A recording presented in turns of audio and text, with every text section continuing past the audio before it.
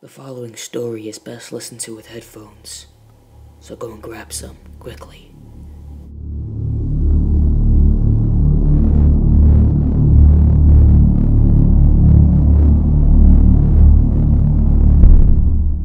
The Smiling Man.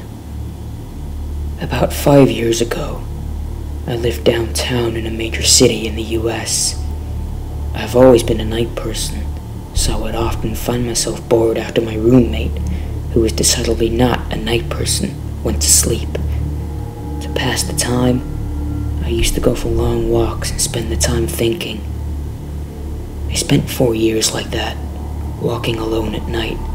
Never once had a reason to feel afraid. I always used to joke with my roommate that even the drug dealers in the city were polite. But all of that changed in just a few minutes of one evening. It was a Wednesday, somewhere between 1 or 2 in the morning, and I was walking near a police patrol park quite a ways from my apartment. It was a quiet night, even for a weeknight, with very little traffic and almost no one on foot. The park, as it was most nights, was completely empty. I turned down a short side street in order to loop back to my apartment when I noticed him. At the far end of the street, on my side, was the silhouette of a man, dancing.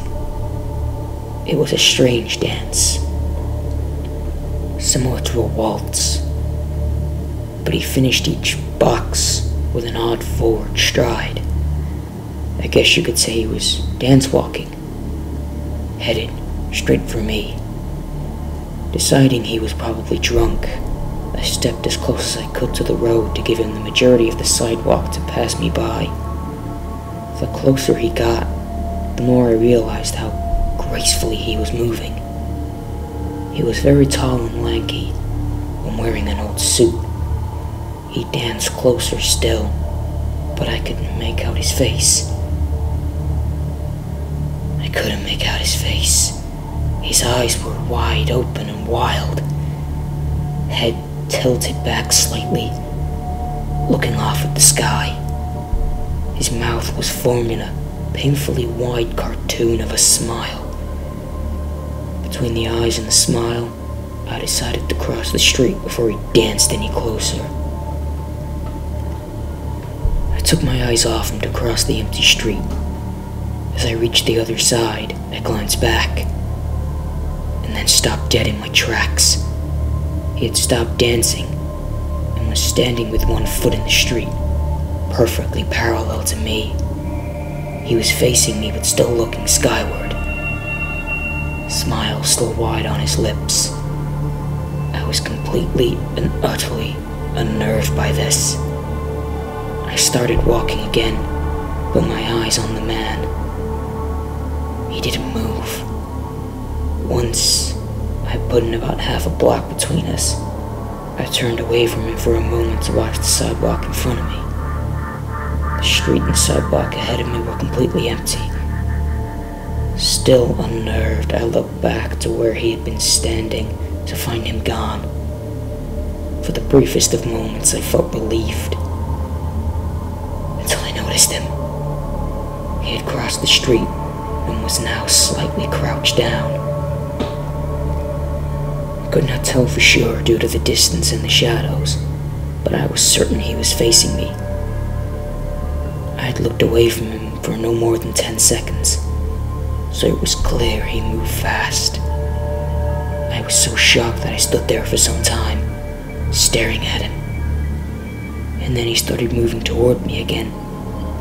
He took giant, exaggerated, tiptoed steps, as if he were a cartoon character sneaking up on someone.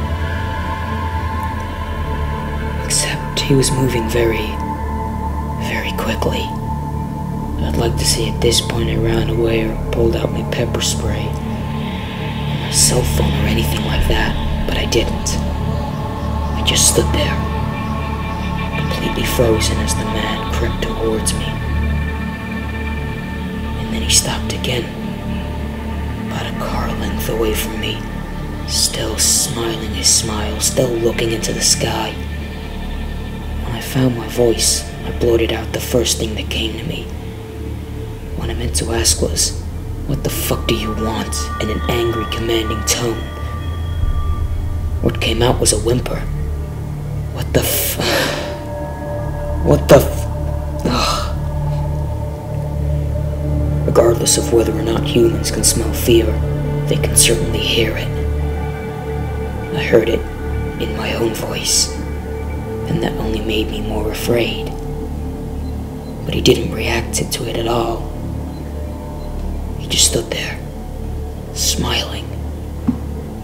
And then, after what felt like forever, he turned around, very slowly, and started dance-walking away, just like that. Not wanting to turn my back to him again, I just watched him go, until he was far enough away to almost be out of sight. Then I realized something. He wasn't moving away anymore, nor was he dancing. I watched in horror as the distant shape of him grew larger and larger. He was coming back my way, and this time he was running. I ran too. I ran until it was off of the side road and back onto a better lit road with sparse traffic. Looking behind me then, he was nowhere to be found. The rest of the way home, I kept glancing over my shoulder, always expecting to see his stupid smile, but he was never there. I lived in the city for 6 months after that night, and I never went out for another walk. There was something about his face that completely haunted me. He didn't look drunk, he didn't look high. He looked completely and utterly insane. And that's a very, very scary thing to see.